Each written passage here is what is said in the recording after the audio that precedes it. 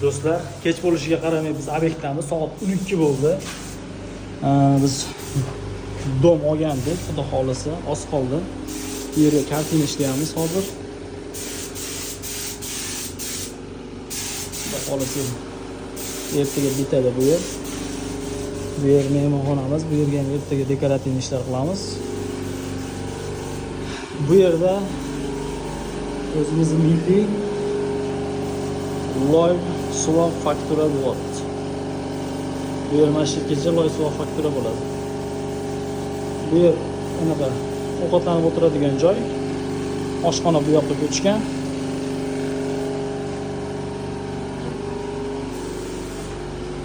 Qirq kvadratlik kvartira, domimiz.